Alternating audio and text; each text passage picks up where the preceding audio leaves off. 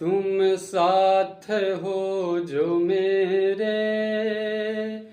किस बात की कमी है मुझे और अब किसी की परवाह भी नहीं है, मुझे और अब किसी की परवाह भी नहीं है। जब ज्ञान रूपी भगवान आपके पास हैं तो आपको किसी की परवाह करने की ज़रूरत नहीं है, आपको किसी की ज़रूरत नहीं है। कोई साथ नहीं देगा आपको, लेकिन आपका ज्ञान हमेशा आपको साथ देगा। ये कहावत हमेशा याद रखिएगा, ये उपनिषद के बात हमेशा याद रखिएगा कि राजा स्वदेशे पूज्यते, विद्वान सर्वत्र पूज्यते। तो ज्ञान रूपी भगवान आपके साथ हैं तो आपको ये चिंता नहीं करना है कि कौन हमारे साथ है और कौन हमारे साथ नहीं है। जब आपके पास ज्ञान रूपी भगवान हैं तो आपको चिंता करने की ज़रूरत नहीं है। आप स्वयं में अपने आप में सर्वसामर्थ्य हैं, आप कुछ भी कर सकते हैं। यू कैन डू एनीथिंग, आपके लिए कुछ भी इम्पॉसिबल नहीं है। अपने ऊपर विश्वास रखिए, प्रभु पर विश्वास रखिए और सत्कर्म में व्यस्त रहिए। पिछले क्लास में हम लोग उष्णकटिबंधीय सदाबहार वन, उष्णकटिबंधीय अर्ध सदाबहार वन, उष्णकटिबंधीय पर्णपाती वन, उष्णकटिबंधीय कंटीले वन, वेलांचली व अनूप वन के बारे में विस्तार से अध्ययन किए थे। आज हम उन वनों के प्रतिशत के बारे में देखेंगे। आज हम उन वनों के बारे में देखेंगे कि कौन कौन वन कैसे विस्तृत है। आइए उसके बारे में हम देखेंगे। तो आइए चर्चा को आगे बढ़ाते हैं।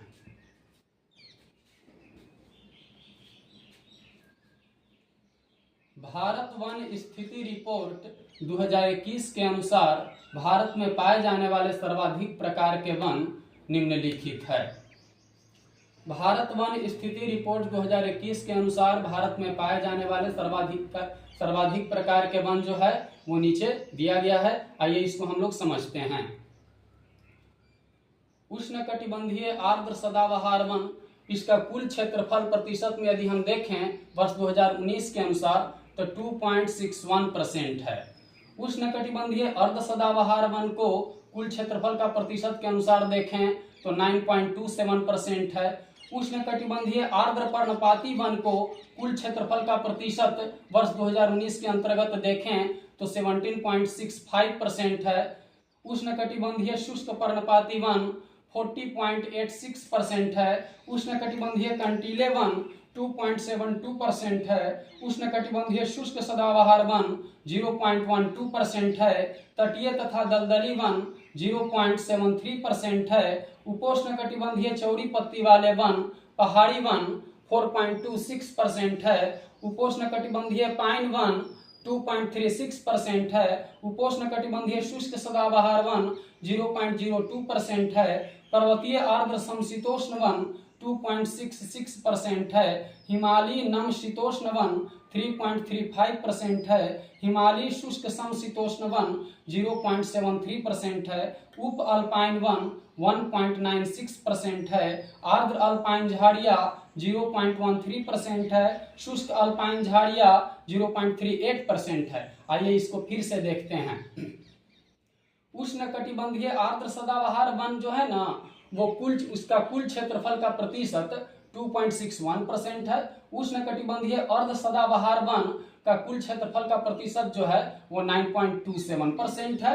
और उष्णकटिबंधीय आर्द्र पर्णपाती वन का कुल क्षेत्रफल का प्रतिशत जो है वो 7.65% है। उष्णकटिबंधीय शुष्क पर्णपाती वन का कुल क्षेत्रफल का प्रतिशत जो है वो 40.86% है। उष्णकटिबंधीय कंटीले वन का कुल क्षेत्रफल का प्रतिशत 2.72% है। उष्णकटिबंधीय शुष्क सदाबहार वन के कुल क्षेत्रफल के प्रतिशत 0.12% है।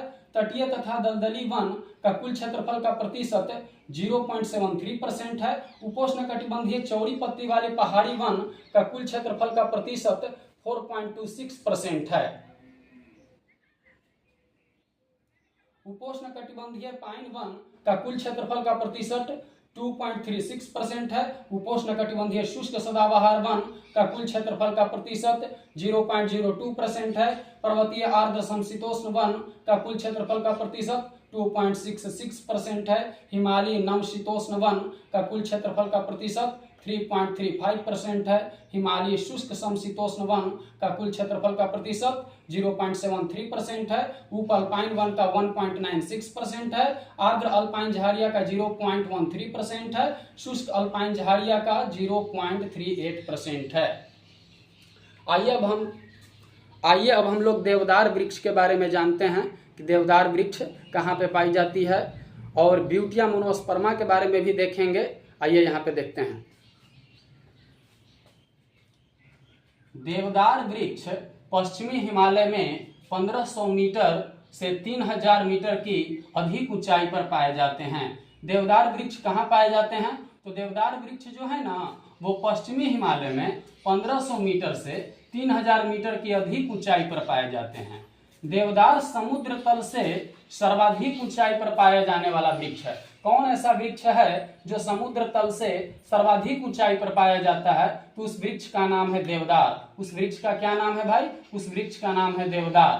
प्रायद्वीपीय पहाड़ों पर मुख्यतः मैग्नोलिया, लारेल तथा यूकेलिप्टस आदि वृक्ष पाए जाते हैं। तो क्वेश्चन पूछेगा कि प्रायद्वीपीय पहाड़ों पर मुख्यतः किन किन प्रकार के वृक्ष पाए जाते हैं? तो प्रायद्वीपीय पहाड़ों पर मुख्यतः मैग्नोलिया, लारेल तथा यूकेलिप्टस आदि वृक्ष पाए जाते हैं।